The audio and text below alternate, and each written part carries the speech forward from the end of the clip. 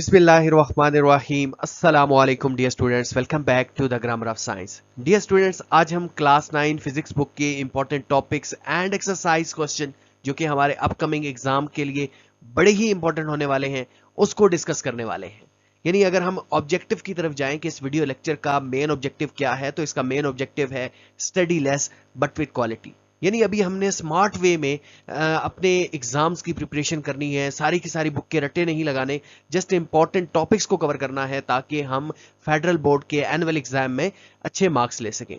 तो बिना time waste किए चलते हैं और देखते हैं कि आपकी बुक के कौन से इंपॉर्टेंट टॉपिक हैं जिनको हमने लाजमी तौर पर प्रिपेयर करना है और स्किप नहीं करना हमारे अपकमिंग फाइनल एग्जाम के लिए।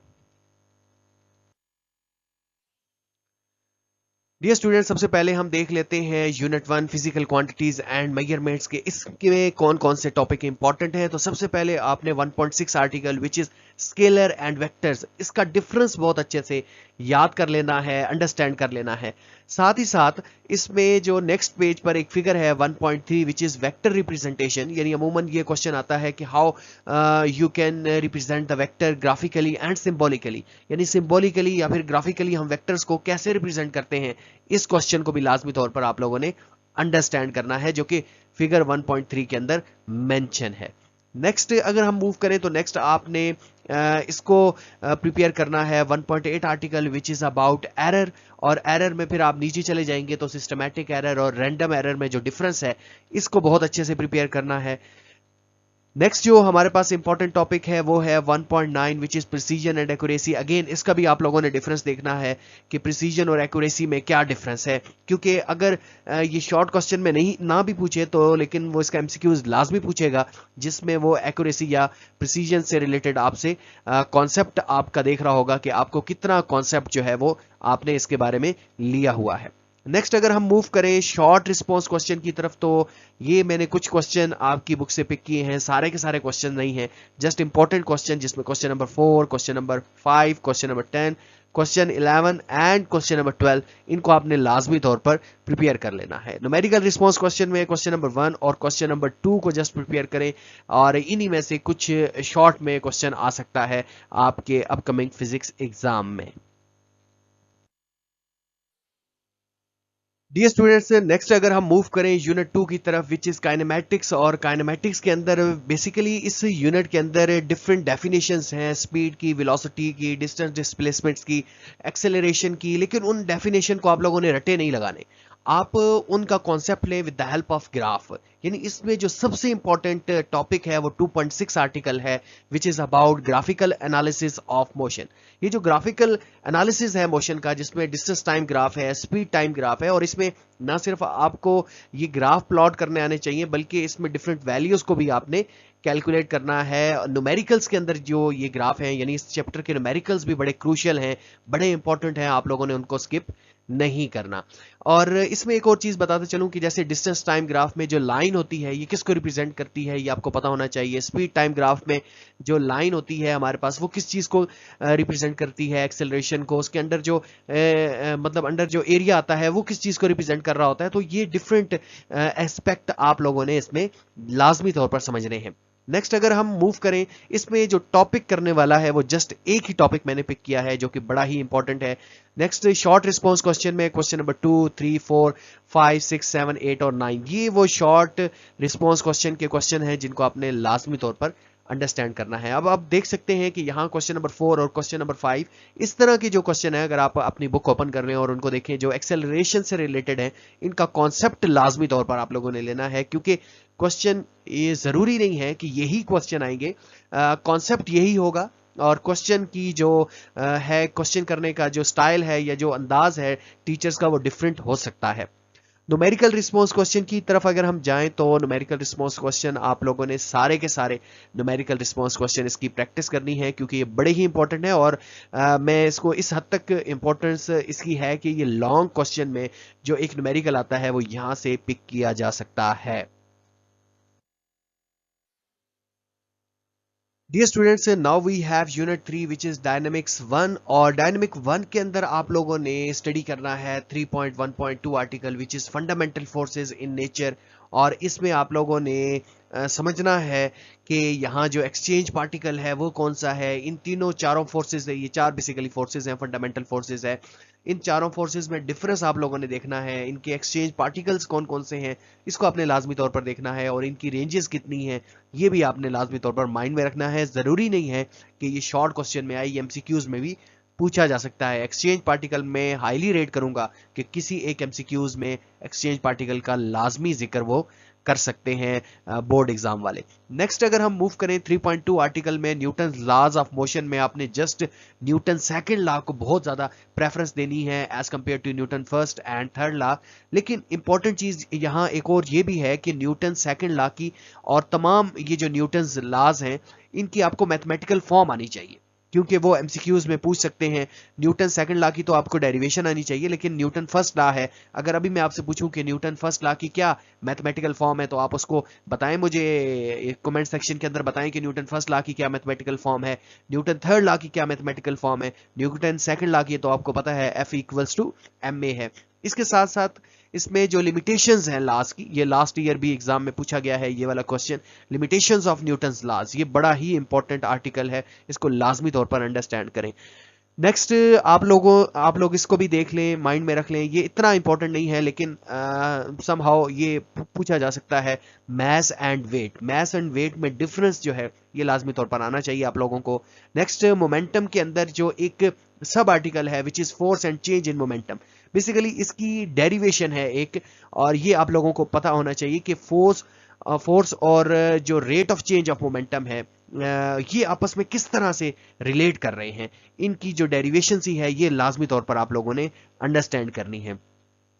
नेक्स्ट अगर हम जाएं तो Newton's laws and conservation of momentum, इनका आपस में क्या रिलेशन है ये लाजमी तौर पर देखें। शॉर्ट रिस्पॉन्स क्वेश्चन में अगर हम जाएं तो question number 3, 4, 5, 7 and 8 short response question को लाजमी तौर पर आप प्रिपेयर करें और इनको याद करें। और न्यूमेरिकल रिस्पॉन्स क्वेश्चन की बात करें तो must practice of all numerical, क्योंकि ये जो यूनिट 3 है इसको मैं हाईली रेट करूंगा आपकी सारी बुक में से, यानी सारी बुक में से सबसे ज्यादा अगर पेपर बनेगा इंशाल्लाह तो वो आपकी यूनिट 3 में से ही इंशाल्लाह आएगा। यानी हाईली रेटेड ये चैप्टर है और इसको आप लोगों ने कोशिश करें कि किसी चीज को इसकी स्किप ना करें। लेकिन फिर भी मैंने इंपॉर्टेंस आपको बता दी है कि ये टॉपिक अगर अभी तक आप लोगों ने प्रिपेयर नहीं किए तो इनको लाजमी तौर पर प्रिपेयर करते हुए आगे जाएं। नेक्स्ट मूव करते हैं जी।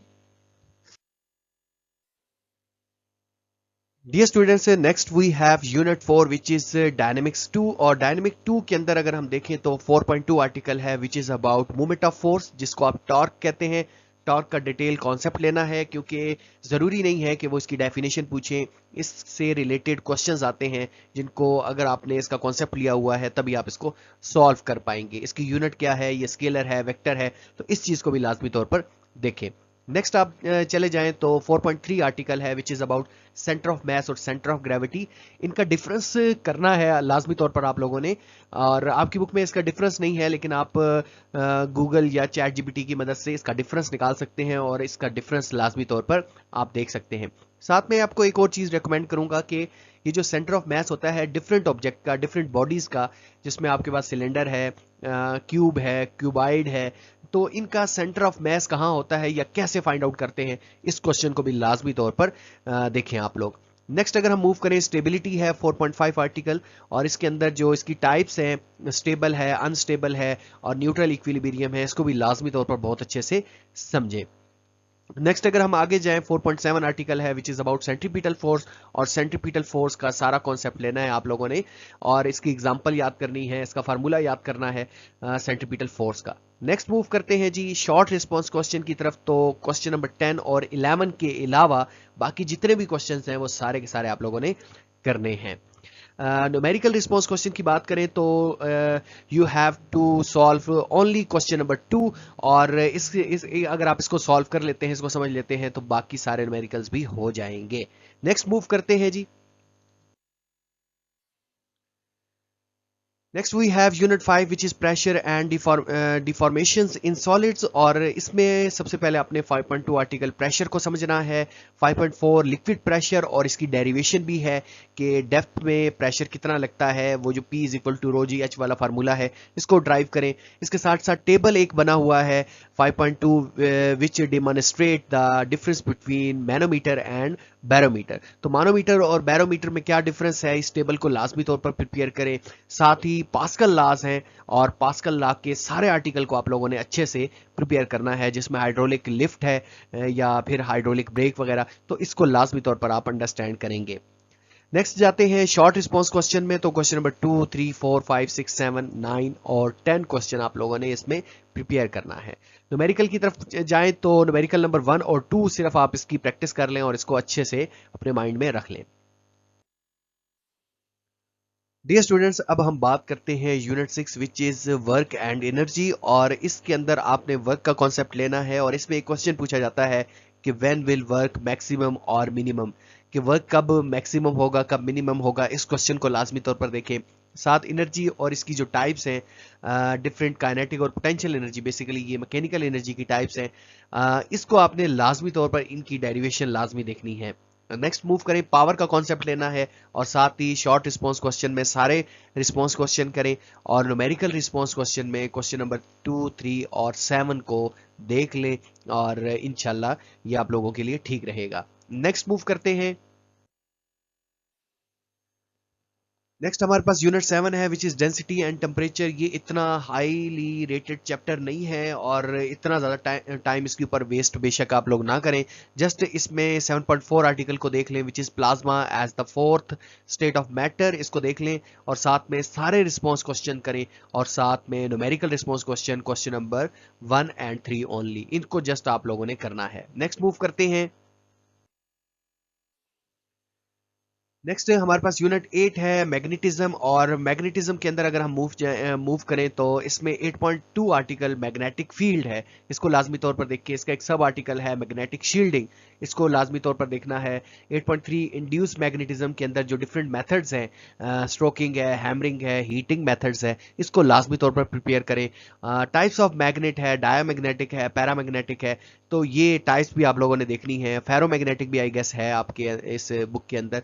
और लास्ट में आप लोगों ने देखना है शॉर्ट रिस्पॉन्स क्वेश्चन को, और सारे इसमें शॉर्ट रिस्पॉन्स क्वेश्चन करने हैं एक्सेप्ट क्वेश्चन नंबर 7, 8 और 11। इन 3 क्वेश्चंस को आप लोगों ने नहीं करना, बाकी सारे शॉर्ट क्वेश्चंस आप लोगों ने अच्छे से प्रिपेयर करने हैं। नेक्स्ट न्यूमेरिकल रिस्पॉन्स क्वेश्चन की तरफ जाएं तो इसका एक ही न्यूमेरिकल है और इसको आप अच्छे से देख लें, कर लें। अच्छा, यहाँ मैं जो इंपॉर्टेंट टॉपिक्स हैं इसको ख़त्म कर रहा हूँ क्योंकि जो आखिरी यूनिट है यूनिट 9 वो इतना इंपॉर्टेंट नहीं है, मैं उसमें से कुछ भी पिक नहीं करूँगा। उसमें से हो सकता है कि शॉर्ट क्वेश्चन या MCQs की हद तक कोई क्वेश्चन आ जाए, लेकिन जितना टाइम आप लोगों ने वहाँ लगाना है वो भी टाइम आप पिछले यूनिट किसी पर लगा लें, यानी यूनिट 8 को एक्स्ट्रा टाइम दे दें या यूनिट जो डायनेमिक 1 है उसको एक्स्ट्रा टाइम दे दें, तो इनको बहुत अच्छे से प्रिपेयर कर लें क्योंकि इनमें से ज्यादा चैप्टर बनना है। अब हम देख लेते हैं कि वेटेज वाइज यूनिट जो हैं वो कहां लाए कर रहे हैं। अगर हम यूनिट वाइज वेटेज की तरफ जाएं तो इसमें आप देख सकते हैं कि जो हाईली रेटेड चैप्टर्स हैं इनको मैंने रेड, इनकी परसेंटेज को रेड कलर से मार्क किया है, और वो कौन कौन से यूनिट हैं, वो यूनिट 3 है, वो हमारे पास यूनिट 4 है विच इज़ डायनेमिक 2, और यूनिट 8 है विच इज़ मैग्नेटिज्म। यानी सबसे ज़्यादा मैंने रेट किया है डायनेमिक्स 1 को विच इज़ 20%, यानी मुझे ये लगता है कि ये 20% पेपर आपका यहाँ से बनना है और आपने इसको इतनी ज़्यादा इंपॉर्टेंस देनी है। टोटल ये 100% है। इसके बाद अगर आप आ जाएं डायनेमिक्स 1, डायनेमिक्स 2 और साथ में मैग्नेटिज्म, ये 3 चैप्टर्स को आपने प्रायोरिटी पर रखना है और इनकी कोशिश करें कि मैक्सिमम चीज़ों को सॉल्व करें, याद करें और इनका कॉन्सेप्ट लें।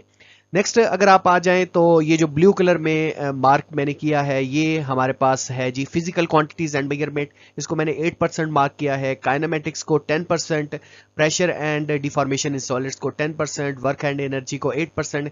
इसके अंदर जो डिफरेंट टाइप्स की एनर्जीज हैं उसको याद करने की ज़रूरत नहीं है, रिन्यूएबल और नॉन रिन्यूएबल रिसोर्सेज जो हैं उनको याद करने की ज़रूरत नहीं है, वो टाइम वेस्टिंग है जस्ट। इसके साथ डेंसिटी एंड टेम्परेचर में इसको भी मैं 8% दे रहा हूँ, और आप देख रहे हैं कि जो यूनिट 9 है nature of science and physics, इसको मैंने जस्ट 3% दिया है, और मेरा नहीं ख्याल कि इसमें से कुछ आएगा, कुछ अगर आता भी है तो आप उसको स्किप कर लेंगे। MCQs इसके लाजमी तौर पर देख लें, और मेरे ख्याल में यहाँ तक ही ये इंपॉर्टेंट है। तो इंशाल्लाह न्यू फिर हम केमिस्ट्री का भी इस तरह से इंपॉर्टेंट टॉपिक्स और इंपॉर्टेंट एक्सरसाइज को अपलोड करेंगे। अपना बहुत ख्याल रखिएगा, मिलेंगे न्यू वीडियो लेक्चर के साथ, तब तक के लिए अल्लाह हाफिज।